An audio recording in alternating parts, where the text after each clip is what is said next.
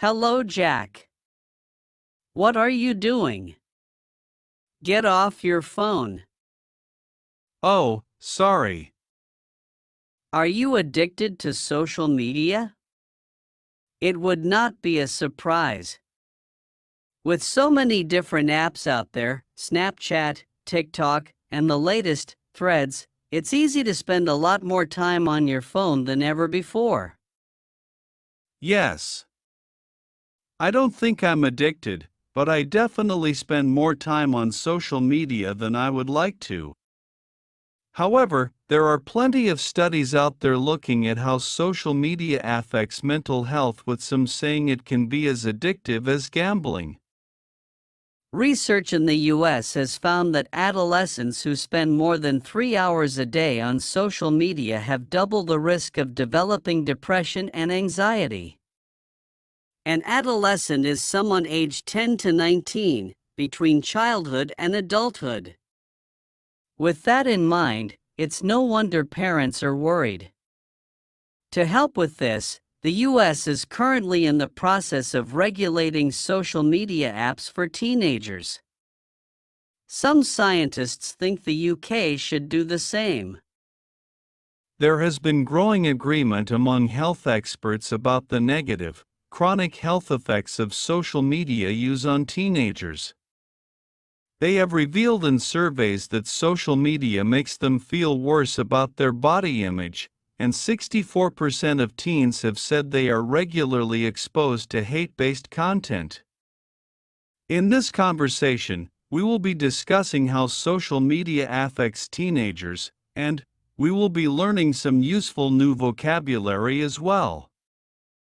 But first, I have a question for you, Beth.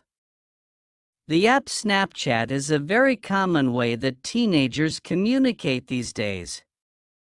This is partly because messages and photos disappear after a certain time period.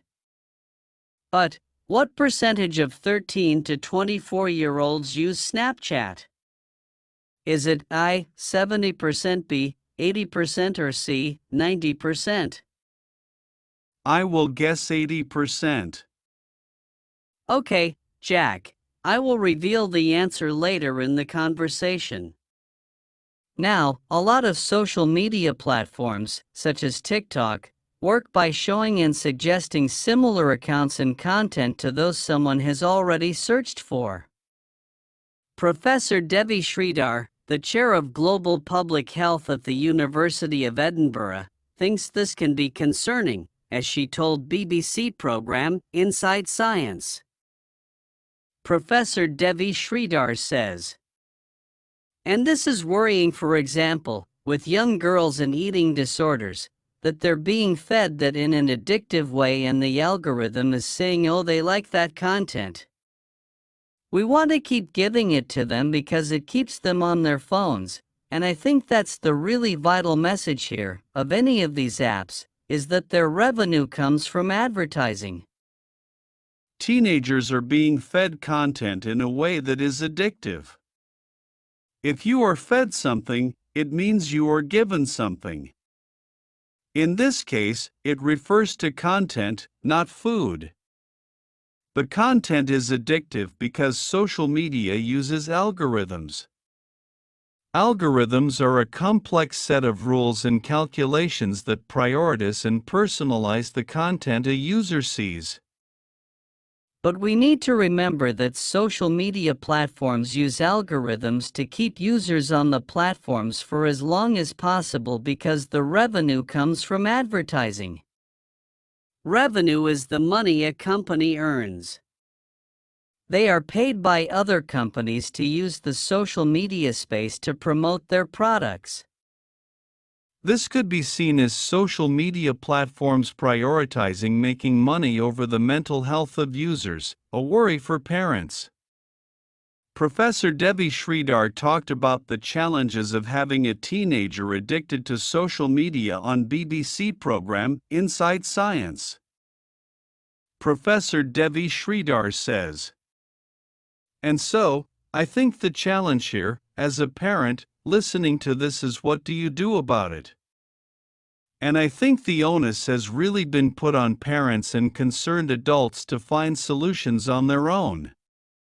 And that means debates with your child over what are you on, are you using this, but it's a losing battle because it's their entire social network. Professor Sridhar says that, when it comes to helping teenagers navigate social media, the onus has been put on parents to find solutions. The onus means the responsibility or duty. Parents need to be able to challenge their children when they need to, even if this is a losing battle, a fight they cannot win, as teenagers have their entire life on social networks. Okay, Jack. I think it's time I revealed the answer to my question. I asked you what percentage of 13 to 24-year-olds use Snapchat. And I said it was 80%. And that was, I'm sorry to say, the wrong answer. Actually, 90% of people aged between 13 and 24 use Snapchat, quite a lot. Okay, let's recap the vocabulary we have learned from this program, starting with adolescent, a person aged 10 to 19, between childhood and adulthood. If you are fed content, you are given content.